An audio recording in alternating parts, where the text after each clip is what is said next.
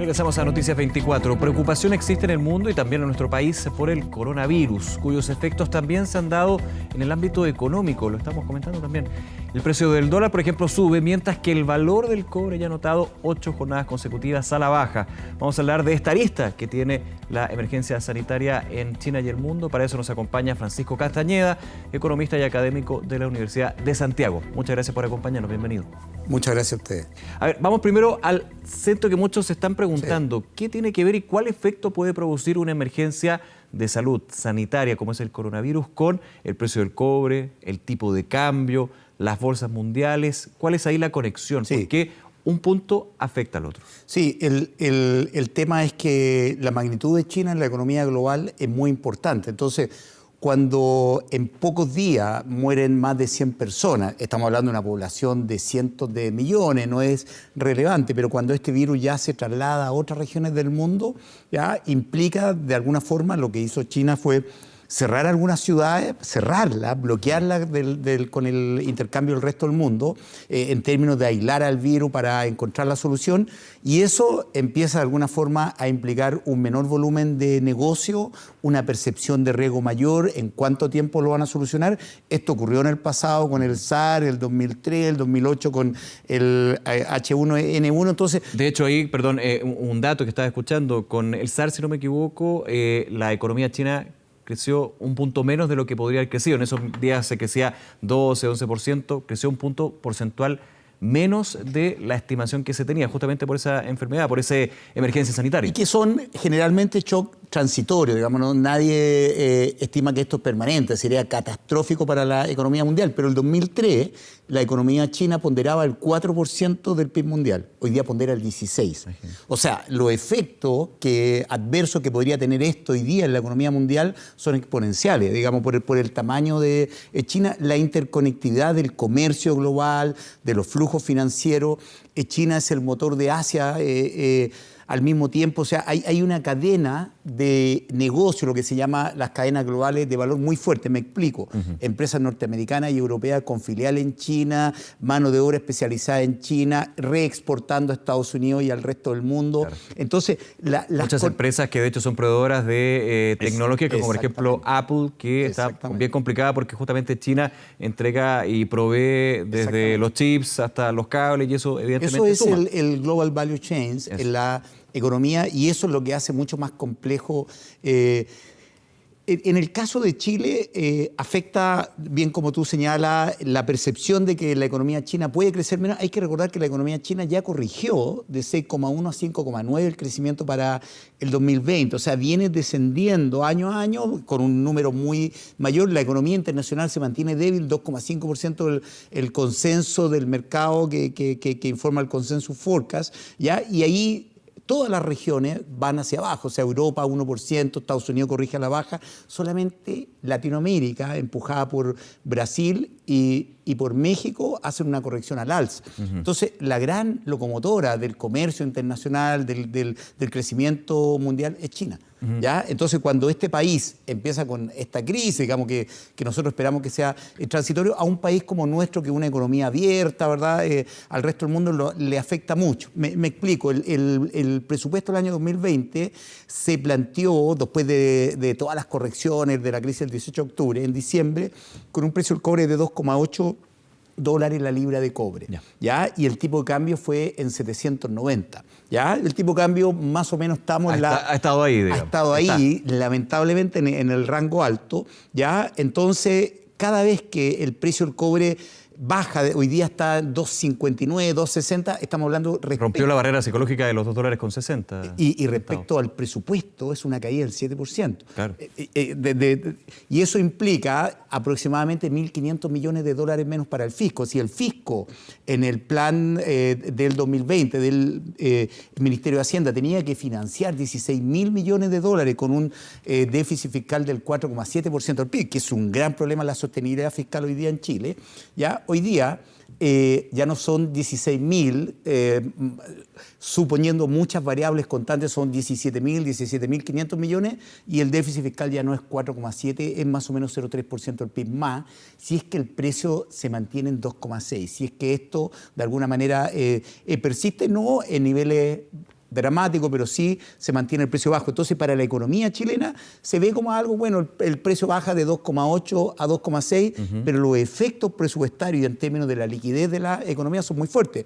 Hay que recordar que si esto es así y se mantiene por un poco tiempo, el fisco se financia en el mercado, hace subir las tasas largas, lo cual es contraintuitivo lo que se requiere hoy día respecto a la inversión, a la construcción. Es más caro financiarse finalmente a mediano y largo plazo. Va a ser más caro si es que esto no se revierte de una manera positiva. Hay que recordar que las anteriores crisis, bien como tú señalas, duraron de 1 a 3 meses. A cierta prensa hoy día hablan del efecto Lehman, ¿ya? Del Lehman Brothers. Me explico. Cuando cae el Lehman Brothers, en la crisis subprime, existía la opción para la Reserva Federal en Estados Unidos de financiar y generar un crédito a Lehman Brothers. Mucha gente dijo no, porque ellos tomaron riesgo, tienen que quebrar, y quebró. Sin embargo, cuando quebró, dada la magnitud de Lehman Brothers, arrastró a todo el mercado. Y después vino el salvataje de todos los bancos de inversión. Después vino el salvataje de los bancos y mucha gente hasta el día de hoy se hace la siguiente pregunta: ¿qué hubiese pasado si hubiésemos salvado a Lehman Brothers? ¿Ya? Entonces hay un efecto Lehman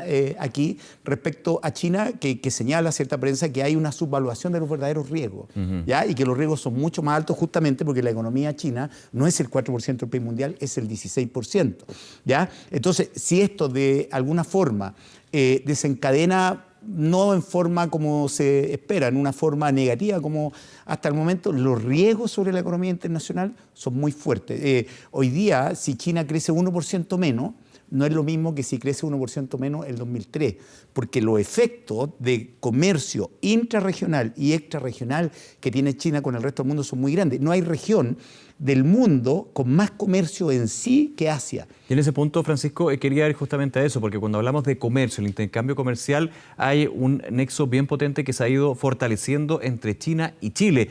En gran parte por el cobre, de todas maneras. Y el principal inversionista extranjero hoy día en Chile. Y el principal inversionista en nuestro país. O sea, no solamente pensemos en el cobre, que claramente ya te muestra que estando por debajo de los $2.60 la libra es una preocupación, sino también otros productos agropecuarios en gran medida que justamente podrían verse afectados por esta situación donde vemos lugares que finalmente se hacen cuarentenas, hay una contención, también hay una incertidumbre con respecto a ¿puedo consumir o no productos de China? Pese a que se concentra en Wuhan, en un sitio, eso también puede tener un impacto. Sí, hay que recordar que la economía chilena exporta commodities al resto del mundo. China es uno de los principales compradores para su desarrollo industrial. Hoy día la población de ciudad, eso es algo que se revirtió hace 5 años, es mayor en la ciudad que en las zonas rurales, ¿ya? Y eso, de alguna forma, gatilla un crecimiento más basado en el consumo. Entonces, ellos dependen de las materias primas, bien tú dices, forestales, agrícolas, no solamente cobre. Es mucho más variada, y esa ha sido la estrategia geopolítica de China en la región de Latinoamérica respecto a suministrarse commodity a largo plazo con contratos, digamos, que le favorece en el comercio global. Entonces, los efectos sobre la economía china, sobre la economía chilena, insisto, no son tan inocuos, pueden ser mucho más complejos y va a depender de si esto demora 3 meses o se alarga un poco más. Claro, lo estamos viendo en el dólar, en el cobre, en los precios spot, como sería el precio del día, pero evidentemente sí hay una emergencia en China que se comienza a alargar y eso de todas maneras va a pasar porque una vacuna, por lo bajo, 3 meses se podría conseguir. Hay que recordar que ahora vienen las cifras de inflación, se van a publicar, ya está pronosticado que a corto plazo vamos a tener más inflación, ya estamos en el 3%, en 3 meses con la crisis del 18 de octubre avanzamos del 2,2 al 3%, o sea, muy rápido, ya. Entonces, este aumento del tipo de cambio que estamos viendo ahora, ya el Banco Central tiene suspendida la intervención en el mercado cambiario, no está vendiendo dólares spot, los podía vender nuevamente si es que ve que hay un riesgo de inflación. Y eso va a influir sobre la reunión de las tasas de política monetaria del Banco Central en términos de qué hace con la tasa. O sea, la mantiene o la baja. El Grupo de Política Monetaria, de hecho, ya recomendó mantenerla justamente porque hay un concepto de incertidumbre. Exactamente. Mover la tasa de política monetaria, la tasa de interés del Banco Central, tiene efectos financieros para bien o para mal. Y tiene efectos financieros hoy día, que la economía no está creciendo, hoy día que hay más incertidumbre, que el tipo de cambio sube, que se devalúa el peso, que caen los precios de los activos en la economía chilena, que el fisco va a tener una necesidad de financiamiento mayor, en el fondo producto de estos efectos.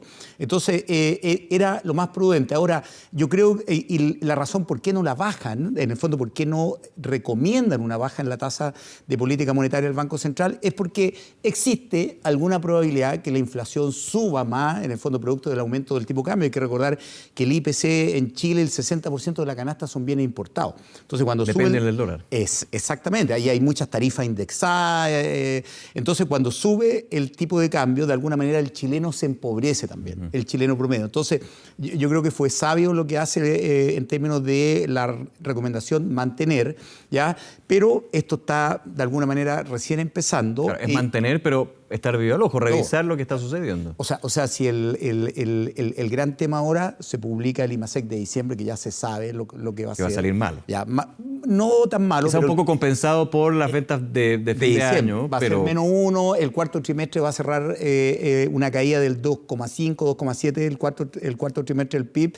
Viene el dato de empleo del INE con el que cierra diciembre, octubre, noviembre, diciembre. Claro. Viene el dato de inflación, ¿verdad?, que viene el mes de enero pronto a publicarse. Entonces yo creo que los datos nos van a indicar cuán débil está la economía chilena para enfrentar este nuevo desafío, digamos, que de alguna manera está corrigiendo a la baja algunas proyecciones y está generando menos recursos. Hay que recordar que hay un plan de pensiones, hay una agenda social intensa, la economía crece menos, recauda menos. O sea, había una proyección de recaudación de impuestos por crecimiento económico cuando es 3%, aproximadamente 3.000 millones de dólares. Cuando la economía crece a 1, se corrige en 2.000. Claro. Si al mismo tiempo, con la caída en el precio del cobre, se mantuviera esta brecha, 2,8 que había en el presupuesto, y respecto a 2,6 dólares, la economía también tiene 1.500 millones de dólares menos, lo cual se requieren para financiar toda la agenda social. Y en ese contexto, Francisco, es relevante justamente cuando se habla en aspectos meramente económicos, pero que finalmente se permean con todas las áreas de la sociedad, cuando vemos los factores externos e internos. Estábamos justamente hablando de los factores internos de la economía chilena, sí. Y cuando hablábamos de los factores externos, la gran preocupación era la guerra comercial, que de hecho ya hace un par de semanas empieza a haber algo más de luz con esta primera fase. Sí. Positivo, el cobre comienza a subir, el tipo de cambio se va estabilizando a nivel internacional, el dólar. ¿Hasta que pasa esto? Hasta que pasa esto. Y esto es un factor externo que nuevamente pone un escenario bastante complejo para lo que se viene en los próximos meses en Chile, sí, en términos económicos. En términos económicos, yo insisto, la mayor parte del mercado cree que esto es transitorio, que se va a resolver adecuadamente, pero puede ser de 1 a 3 meses, que puede ser de una complejidad bastante grande, pero no debería ser un shock permanente que afecte la capacidad de crecimiento de largo plazo de la economía. Yo creo que hoy día los problemas internos que tiene la economía, ¿verdad?, toda la discusión, el cambio constitucional, la incertidumbre, la inversión, la proyección de inversión que es negativa para el año 2020 en términos de crecimiento anual. Esos son los grandes temas que tiene la economía. Esto es algo exógeno que no puede manejar el gobierno, pero que sí afecta la expectativa de ingreso, afecta el tipo de cambio, empieza a subir, afecta la bolsa. Hay algo interesante, no solamente la bolsa en Chile y la bolsa en China. Digamos, en China la mayor parte de los inversionistas son retailers, gente que compra en la bolsa. Esto está afectando todo el sistema financiero internacional hoy día. ¿Ya? La magnitud de China en el comercio global es muy importante. Y ahí se va salpicando, vamos a estar atentos a ver qué sucede con eso. Francisco Castañeda, nuevamente, gracias por acompañarnos. Gracias a ti. Que esté muy bien, un gusto.